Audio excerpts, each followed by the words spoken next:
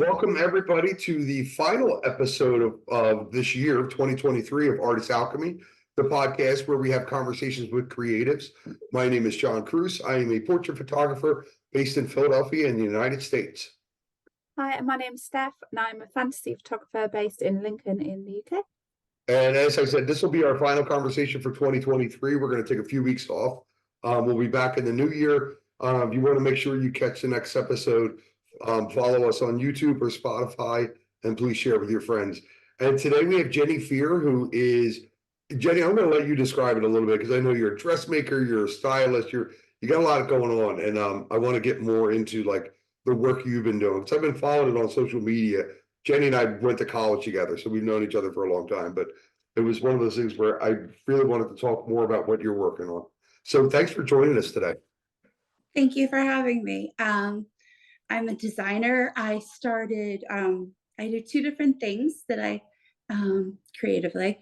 I own Willow Bean Studio, and I take women's wedding gowns and refashion them into christening gowns, Holy Communion dresses, Christmas tree skirts, anything and everything. Right now, the big trend is bridal robes. I have a lot of mother-daughters where the mom wants her wedding gown refashioned into a robe that her daughter wears while she's getting ready for her wedding day.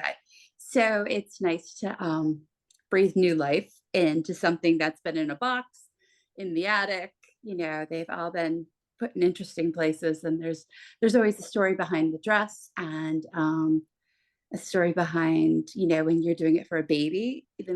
Some of the most wonderful things are is to hear where the baby came, you know, the story of the baby, the story of the engagement. Some people try so hard for a baby, and this is their rainbow baby, and they're really celebrating that moment. You know, it's a nice way to get to meet people and hear their stories, and it's all connected through a dress.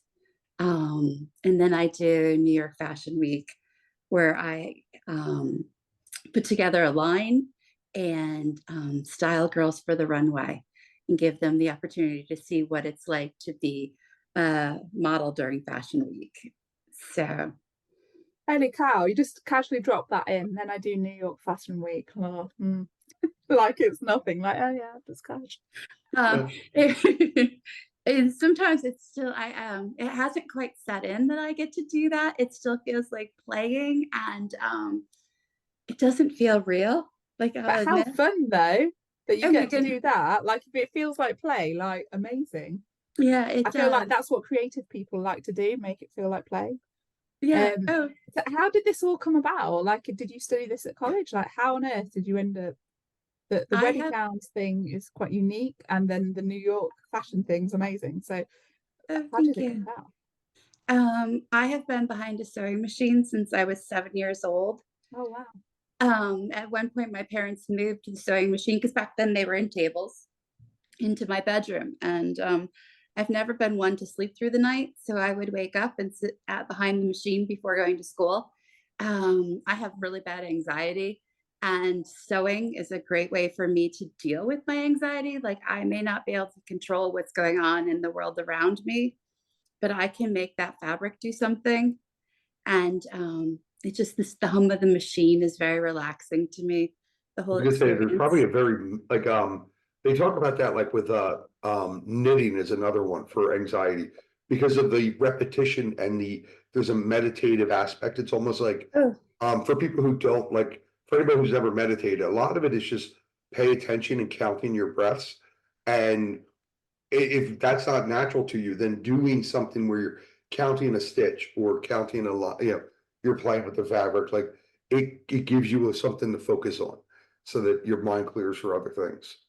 Oh, completely. And just the way it feels underneath your fingers as it glides through the presser foot, all of those things, it's a whole sensory experience, just the hum of the machine, like I said.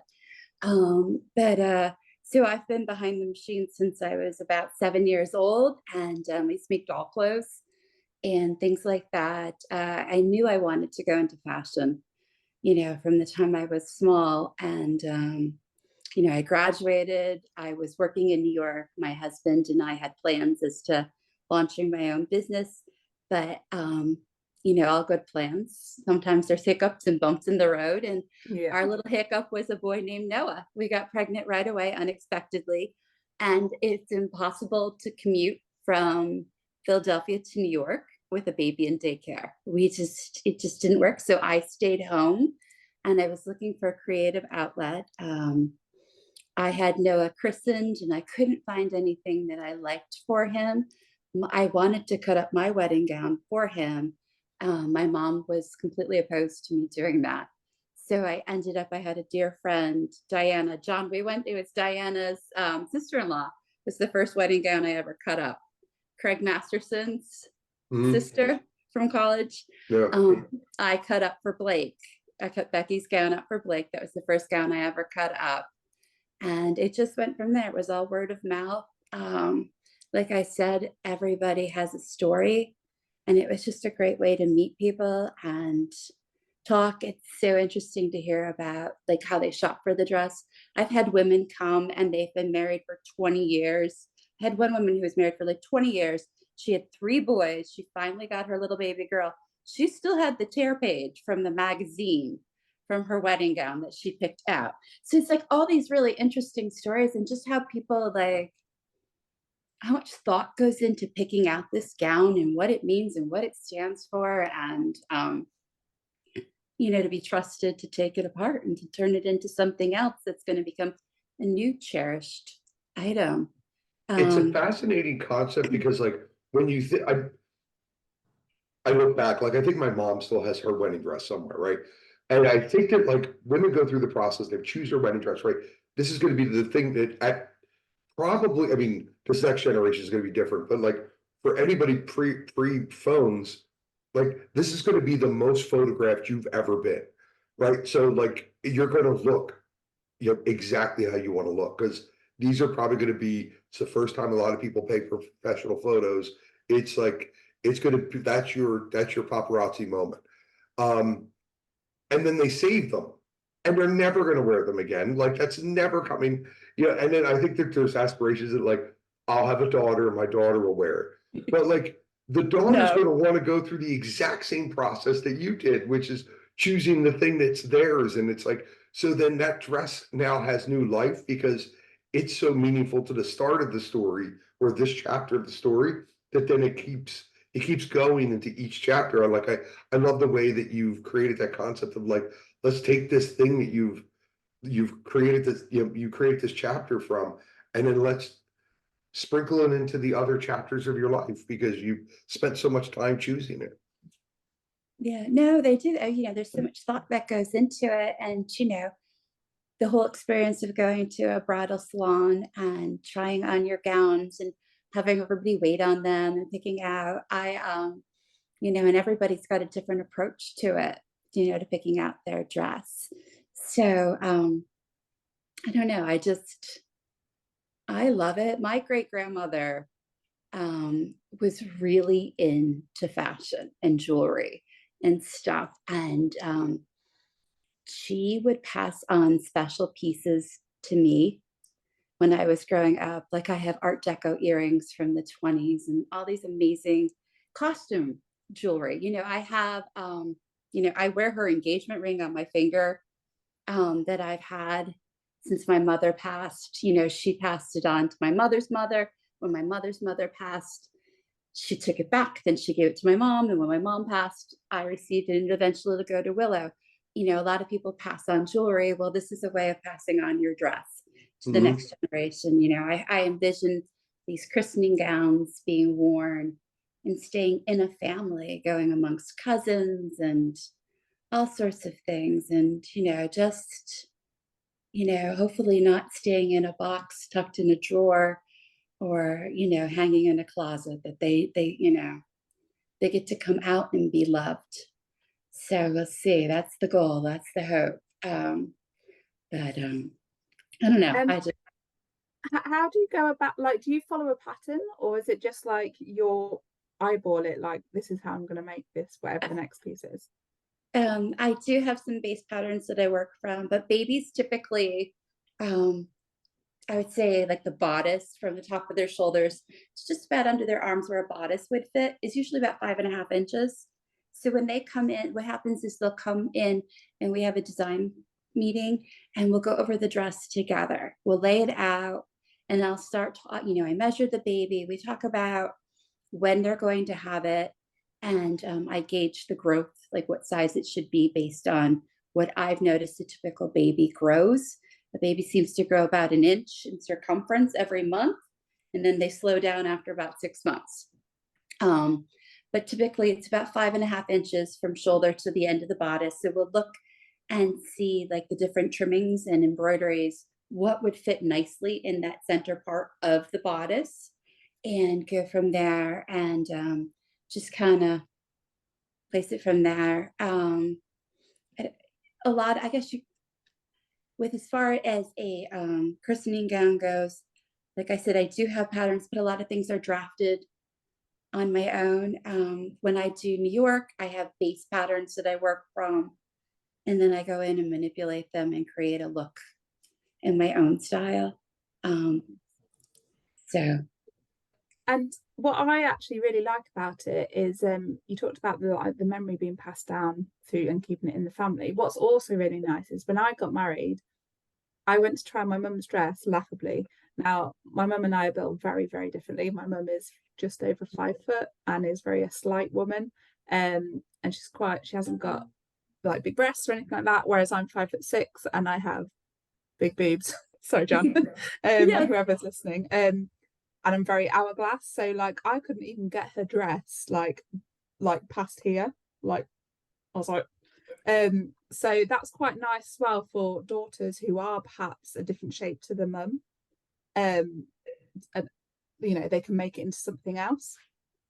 So it still feels like the tradition is being passed down, I guess. Oh, yeah. And I like I said earlier, like the new trend that I have a lot of people reaching out to me for is to do like a bridal, like a dressing gown, just a little robe with all of mom's laces and trims. And I'll embroider on the sash, mom's wedding date. And then on the other side of the sash, the waistband that you tie, the bride's wedding date. And then I have one mom who just ordered and she's got 2 girls. So the first daughter had her wedding date on and they'll return it when the next daughter gets married at her wedding date. So both sisters will have worn it, the day of their wedding as they have their hair and makeup done. So there was a little piece of mom's special day with them. So that's really sweet. Thank you. So that kind of started off because you started with one person and the word spread. How did it move on to the New York Fashion Week? Like, I'm so interested to hear this. I think I had it was something that I had seen different designers doing. There was a designer that I saw on Facebook that I loved. She did children's wear. She's known for pageants. She's based out of Puerto Rico. I loved her silhouettes and her use of color and trims and everything. She was just a lot of fun to she's very inspirational, like her silhouettes and her use of color. But she would put up a model call every now and then, and I would put my daughter's picture. And it took forever for Willow to be picked. Willow was in, I think, 4th grade when they finally picked and said that they would like to use her to walk. And we went, and I was like, oh my God, this is an amazing opportunity. It did so much for my daughter's self-confidence. You can tell your child all you want that they have great eyes, that they're, oh, I think you're beautiful, you've got great hair. But there is something magical that happens when they sit in that chair and there's the makeup artist who is, this big New York makeup artist in their eyes, tells them that they have perfect eyes for eyeshadow. My daughter looked at me and I was like, I tell you this all the time. And, and the designer hands them the dress that was made especially for them. It did so much for her self-confidence that I wanted to be involved in that on my own level. Like I loved the idea of being able to be creative and put out a line. But I also really, really liked the idea that, there's very few things you can do in life where you get to help foster self-confidence in a kid. And that's just an amazing feeling. And a lot of the moms whose daughters have walked for me have said they see a difference right away. And it sounds so silly, but there really is something magical that happens when these girls put on the dress. They have their makeup all done. And they walk down that runway, and at the end of the runway are all these photographers taking their pictures. It's set up in a way that they are guaranteed to be successful. And there are all different girls that come and do this. You have girls that want to be influencers and they're looking for content to fill their social media. You have girls that are just doing it for fun, just for the experience, which is what Willow and I were signing up for it for the first time. It was just going to be a fun mother-daughter thing. I thought, right, it's a fun trip to New York. Like, it's like oh my God. You know? Yeah. I wanted to share my love of fashion with her. And I thought, what better way than to give her the opportunity to walk the runway in New York? How fun is this? I will say I was like the worst mom. We didn't really have any discussions. I didn't even really explain to her what it was all about. We just showed up and there was the runway and she kind of looked at me like, what are you thinking? But she did. How old was she at this point? She was in 4th grade. So she was like 9, maybe okay. 10, 9, 10. I was just like, oh, this is what we're doing. We're going to New York. You're going to get this dress.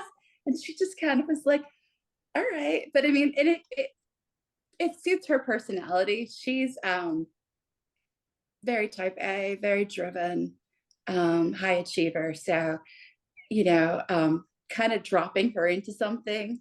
Yeah. She's just got the personality that she thrives and can do well with it. If I had a different child, it could have been a different story. But she did amazing. And I will say, like, I've had girls as young as 5 walk on the runway for me. I had a little girl who walked for me in September. She's 5 years old. She's a competitive dancer. We were the first collection to go down the runway. So the gentleman behind the curtain, there's 2 guys. One guy's watching the monitor so he can see all the models. And there's another guy, he's checking the lights and all that stuff and the music, he's working the music. And then there's another guy who's kind of ushering them out one at a time, keeping them on the same pace. So when one hits a certain point on the runway, the next one comes out and they pass each other as they go back and forth. And there's a mark at the end of the runway and the girls are supposed to walk to this mark, stop, and do 3 poses. Well, this little 5-year-old was just having the time of her life. She just plowed down way past the mark. And where the monitor is, it's set so that you see that mark. So all of a sudden you see the top of this girl's head, like you see her face, and then you just see the top of her head, like here, say, and you can see it run through her mind that she missed her mark.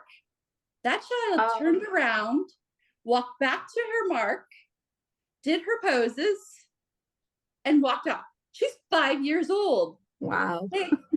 She didn't cry. She didn't get upset. She owned it. The guy that was with me was cracking up. He's like, well, at least she follows directions. And that was amazing. Like, those are the kind of moments, like, that says so much about that child and who she's going to be as an adult. Like, she didn't get frazzled. She knew she made a mistake. She self-corrected.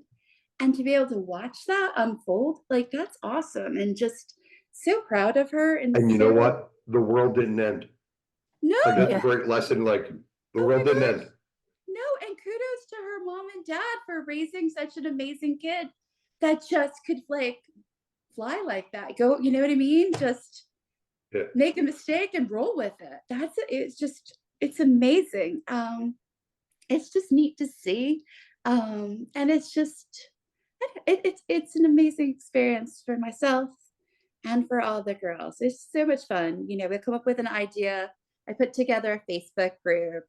I'll post pictures of the fabrics for the collection, and then I'll put in little sneak peeks. So I'll put little works in progress, and it could be a photo of a bodice on the table, and I'll try to make it all Instagram-like with, how they do like trims, beads and scissors and all sorts of, to make it look Instagram worthy, even though it's only going in a Facebook group. But it's just fun to see their excitement as I post different things in the group. I had, after September's show, I did a team line, and it was fun to see where the moms went back in the group after the show and started commenting under my sneak peeks. Oh my goodness, this was my daughters. This was my kids. Oh my goodness. So that was kind of neat to see that they went back to look and see if they could found the fabrics.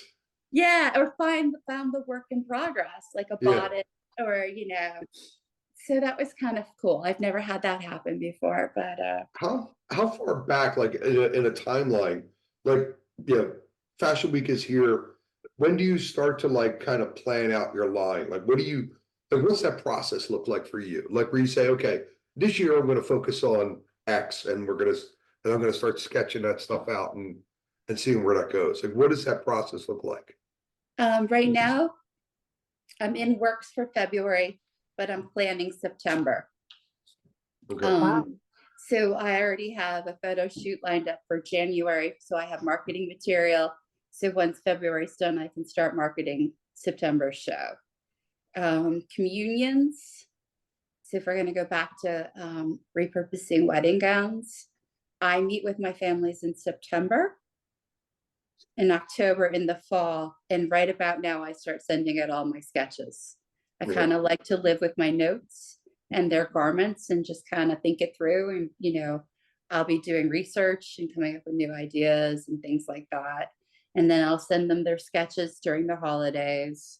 And then I'll start doing their first fittings in the end of January, beginning of February. And then all those dresses are gone mid-April, maybe the end of April at the latest. So, and then people will get on the list for the following year. So that kind of that's a very long process, but those girls get 3 fittings. When I do communions, they come and meet with me a total of 5 times. The first is their design meeting. And then they come for 3 fittings. They come for a dress reveal and they take the garment home with them. So that's a longer process. Where New York, they send me their measurements and it's all a big surprise. I bring the garments with me. And everything's laced up the back, done corset style to allow for if there was any error in the measurements, because we're all human and people make mistakes and, they're not necessarily seamstresses or tailors who are measuring it. Sometimes it's just mom in the kitchen taking their measurements. So we do all that to allow some extra wiggle room with those measurements. That do any of those designs ever make it to market, like the New York ones? That's what my goal is. It hasn't happened yet. I've been at shows where they've announced that the previous show somebody was picked up for a boutique.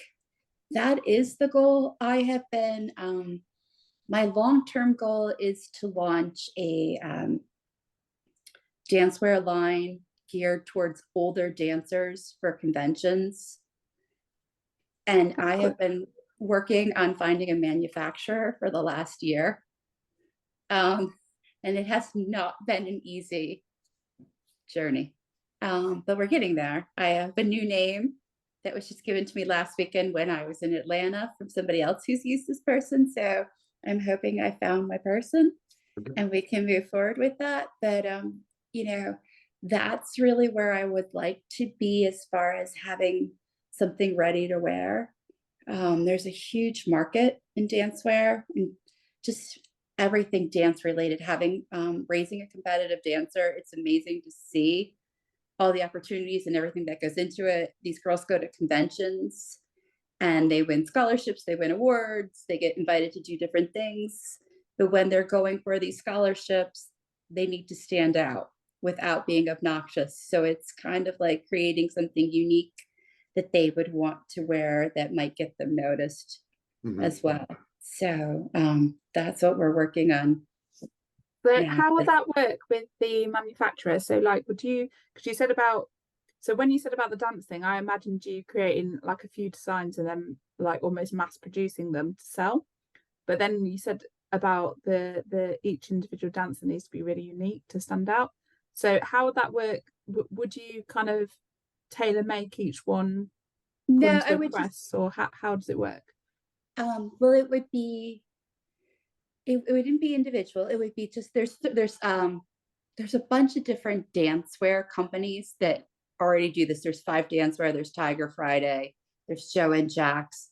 They're very small. They update their lines now Some of them are starting to update them more often than they used to. It used to be like every 3 to 4 months, they'd add in some new pieces and swap out colors on different styles. Okay. So it was a very manageable on so many levels market. Tiger Friday was known for doing small releases that would sell out really fast. So the girls all wanted to jump in and get the new pieces before they were sold out. When they go to these conventions, these dance conventions travel all over the US. They do all different cities. You may have anywhere from 200 to 400 girls in a big room, all competing at different times for these scholarships. So, they'll buy pieces, they still insert their own style. Dance is such an interesting, dancers have such an interesting way of how they put themselves together. They love big baggy pants, and then they'll roll them up on one side. They've got like old grungy t-shirts that they're pulling off their shoulders, but yet they just look like they've rolled out of bed sometimes, but their hair is always on point and their makeup is always on point when they walk into these things. They want to be comfortable, they want to be stylish, but they want to be their own person because they are their own brand. And it's just, you have enough pieces because it would all be layering, like tops, bottoms, layering shirts, layering shrugs, pants, sweatshirts. So, and just the color stories you pick, I'll make it something that would draw in your client and make you stand out from the rest. So I'm not a bright colored person. So there would never be anything really bright in my line for that. So I imagine that would be what would set this line apart from anything else. So. It's funny you said that about the not colours, because in my head, when you said dancewear, I imagined like spangly leotards and like dresses that they did like ballroom in or something like that. Oh, no, That's no, what came to my head. No, this is stuff that they would wear to class and wear to conventions. It's not to compete on stage with. So Right, okay. I have done solo costumes for girls in the past, but that's just not something I'm necessarily interested in pursuing on a large scale.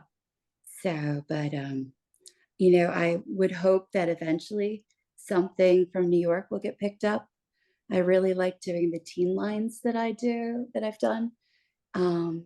As of now, that hasn't happened, but it doesn't mean, there are buyers at these shows and, all different types of press and stuff. It's just a matter of time. And if it's meant to be, we'll see. But I'm going to say, Just So Jenny, going back to, sorry, go ahead. go on. No, Just no, I going was back gonna. to the sorry, we do this every time. I know. Go ahead, you go ahead. No, because I was gonna talk because we on here we talk about a lot about the artist's voice and like how you like the process you go to find your voice. And you had mentioned like you're not a bright color person, you like base colors, things like that. So like what was the process for you to experiment to where you said, okay, this is my voice as a designer, this is where I'm at? I just think it's one of those things that you get to know yourself as an individual, like your own aesthetic. Like you think about it when you're growing up as a teenager, you try on all different looks. And even as you're discovering different parts of your personality as you go from being a kid to a young adult. Like fashion is a way to present yourself to the world as to who you are. And I am definitely a jeans and a white button-down shirt kind of girl. I am neutral, timeless. You'll pull a picture of me in my white shirt from 10 years ago, and it looks like the same picture of me today in my jeans and my white button-down shirt. The only thing that will have changed is I've updated the accessory and the handbag, and shoes are now whatever is current and trending. But I, like like John, you studied architecture. So I'm sure there's certain styles of architecture that when you drive through a city or you're looking through a book that just speak to you, that Yeah. gets you excited on a whole nother level. And Susan, just like with photography, you know, you do the fantasy work. I'm sure there's different parts of that that really speak to your spirit as well and get you Yeah. excited. Like I tried my darndest to use the color red, and it took me 3 times as long to do a dress as it would if it was white or like a soft pastel. Didn't matter if it's the exact same Interesting. silhouette. I just have a mind block. I'm not a red person, and I'm trying really hard to work through that. I've now done 3 collections where red was the primary color because I want to learn to like red. But I just can't seem to get myself to where I can just dive into working with the color red. I know that must sound so foo-foo, but I just love, I've learned that like lilac and baby blue, I love working with black. I love working with all white. I love working with like neutrals, black and white, black and tan is one of my favorite color stories. I'm not a bright colored person. I wish I was. I love that you've just No, said you don't have to colour apologize stories. for it. Well, there's so much energy and passion in those bright colors, and so many people gravitate to those bright colors. And I don't know. I like to sit with my soft pastels and neutrals. I like very minimal color stories because I really like texture, so I can Well, and layer. also like for like what you're talking about, like the mix and match. Like if you don't lean, if you're doing something where you know that they're going to mix and match with what, you know, other stuff, like they create their own personality. Dealing with base colors means they don't have to worry about clashing. So like, you know that they're gonna have a piece of yours because it's not gonna conflict with the 5 other pieces that they're trying to put together. Like, you know that it becomes a complementary piece that pulls everything together. Like, it's also like, you know, a different use case. Exactly. No, I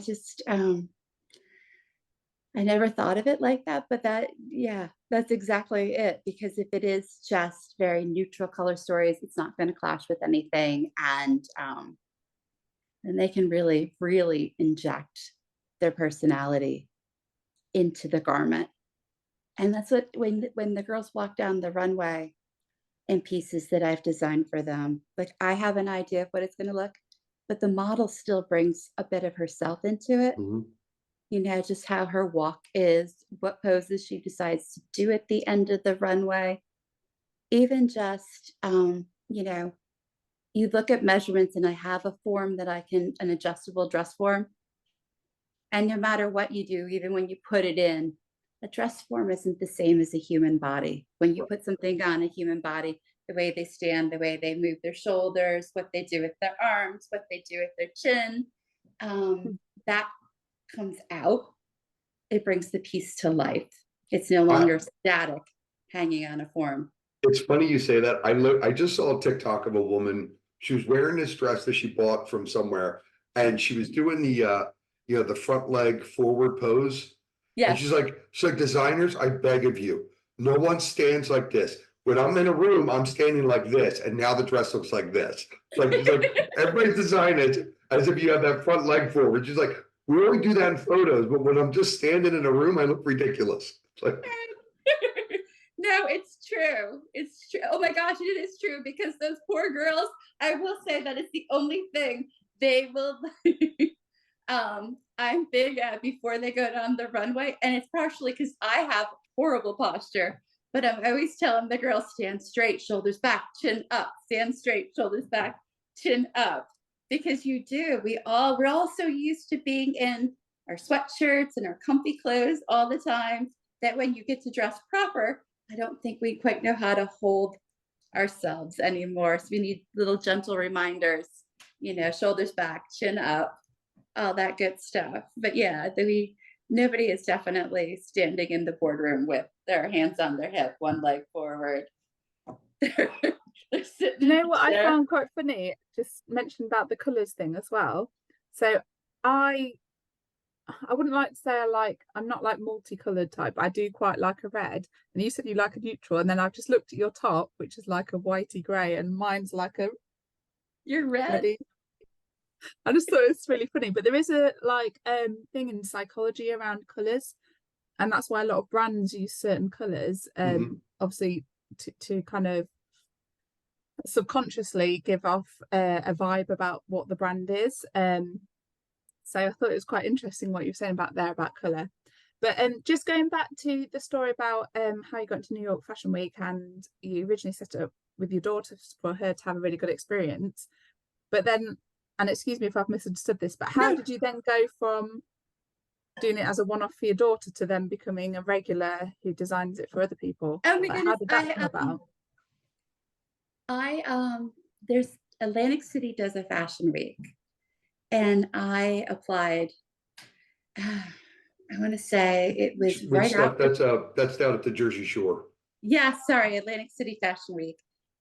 It's put on. They do a small show there with kids. I applied to be part of their production, and they accepted me. And then I used those photos for marketing material.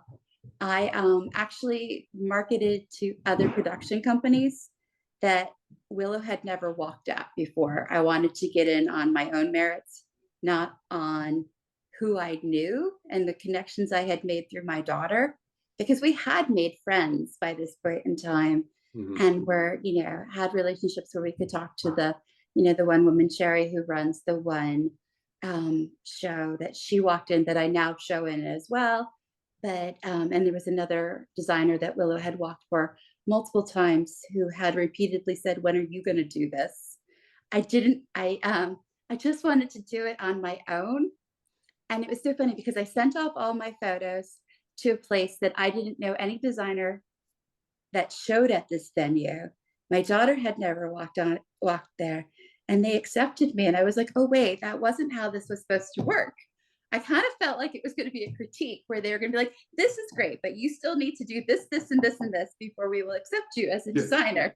So I was not ready or prepared at all. I was like, "Oh, okay." And then I was like, we're in the middle of dance season, because at this point I was doing costumes for my daughter's dance team. And I was like, I can't put together a line for New York and finish up all these costumes. I wasn't prepared at all. I really thought they were going to tell me no. So I was shocked, pleasantly surprised. So I asked them if they would hold my spot till September. They totally did. And then it gave me plenty of time to really think about what I wanted to do for my first collection. And what was so interesting is when I announced that I was looking for models, I had people from all different areas and stages of my life come out with their daughters and walk for me. So that first show was really, really special. My friend Tara from childhood, her mother was best friends with my mother. Her daughter Macy walked for me. They came from North Carolina. I had people from all over, girlfriends from college, girlfriends from high school, mom friends. It was really special to be able to share that experience with everybody, all these different people who've known me throughout the different stages of my life and saw, what was a dream come to fruition. It was, it's definitely a special moment. And like, you asked earlier, like, it still doesn't necessarily feel real every time I do it. It feels a little bit more real, but it still kind of feels like I'm playing. And, I remember the first time I did it, I had that feeling of like, I hope I get to do this again. This was a lot of fun. Like, I just didn't really set in that this was really happening for me. It's funny, like when you were talking about that, like I even wonder for like the girls, like if at one point they're going to realize that they get to say, "I walked the New York Fashion Week." Like that's like a thing that like most people don't get to say, and that's like I know. like, I know. I know, because it is a different experience, and it's just you wonder if it's like if they have a clue as to what's happening. Even when I say it to my child all the time, like, I wonder if she really understands just how charmed in some ways her childhood is, that she's had experiences that other people just have not had, just from whose home she was born into. Yeah. Yeah. So, um, It's a very cool thing that you're doing anyway. Like, oh, thank you. I didn't have a daughter, but like if I did, that'd be a great thing for them to try. Do menswear. Get your son all styled up in menswear. When Noah was little, I used to do little bow ties for him for Easter, and I used to make him Oh. blazers. He has little tiny, like when he graduated preschool, he had a little blazer with little puppies all over it.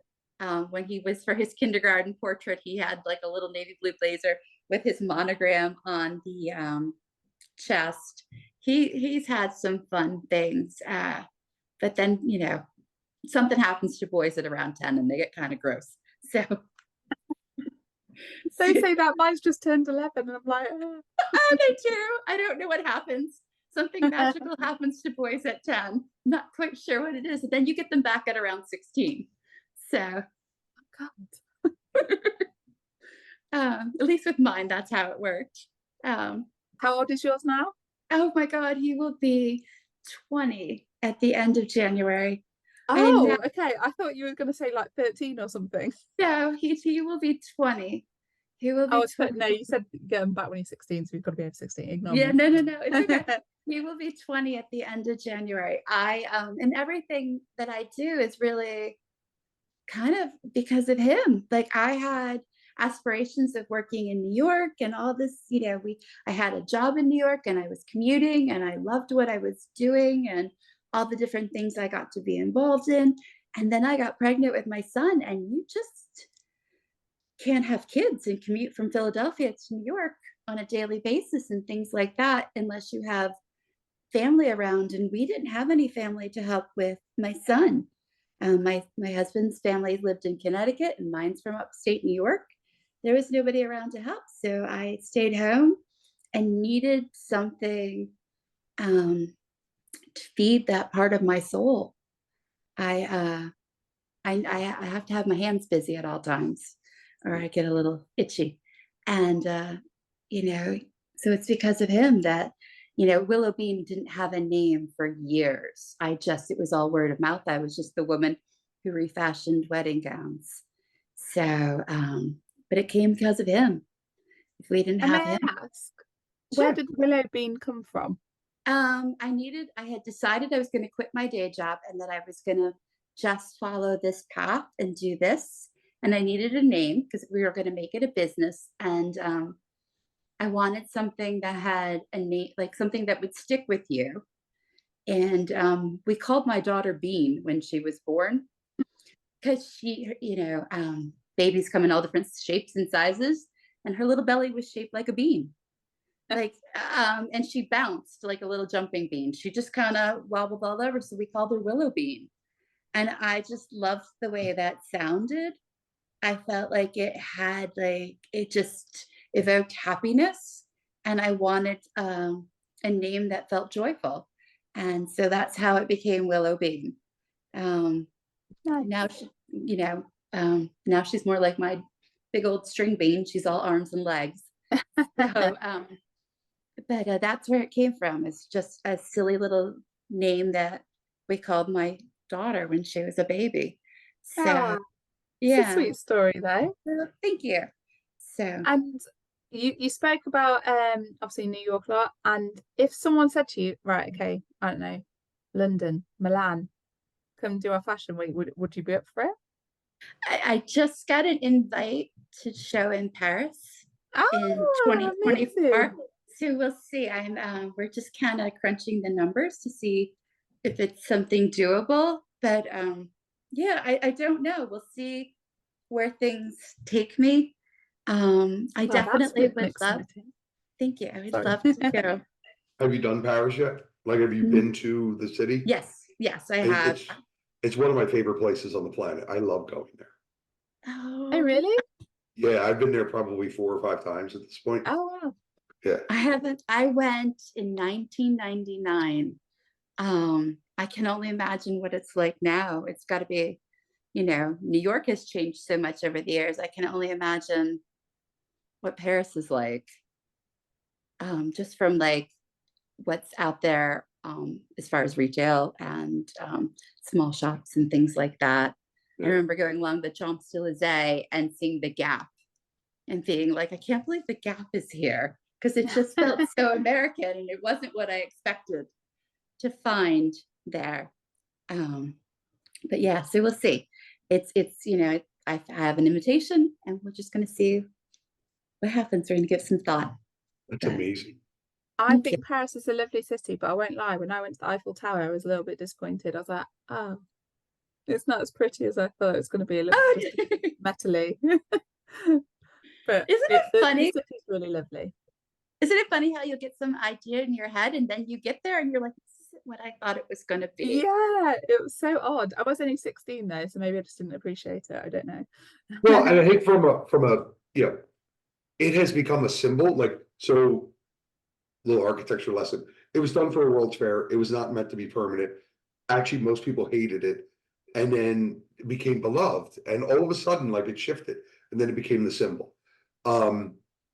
And so I think it's just one of those things. Like, the at night light show that it does is gorgeous. Like, if you see that from, but like, once you go see it, you've seen it. And then, if you're in different parts of the city, you can still see it. It's like, it's kind of a cool little beacon. For me, like, Paris is a corner cafe. You go sit down with a book and a glass of wine and you spend 3 hours there. And then you go on to the next one. Like, for me, like, that's my Paris experience is really just about like going to sit on a corner and then moving on to the next corner. And it's just like envelop, just immersing myself in that experience. Sounds pretty When I nice, to was be fair. when I What's when that? I went. Oop. Oh no, I didn't hear what you said. Oh no, when I was going to say, when I went to France, that was my experience. I went to the south of France. I went with my girlfriend who's a French teacher, and it was like the best food and just sitting in little cafes and having coffee all the time. That was amazing. So Nice.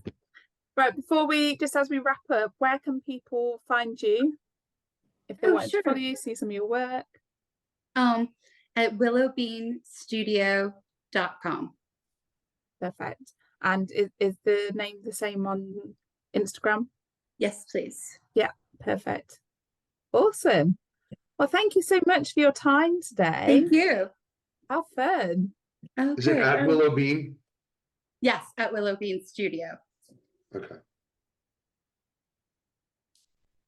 But yeah, thank you for your time, and I'm looking forward to hearing that you've jetted over to France. Oh, thank you. Yeah, your world tour is coming up next. We'll see. That would be, yeah, we'll see soon.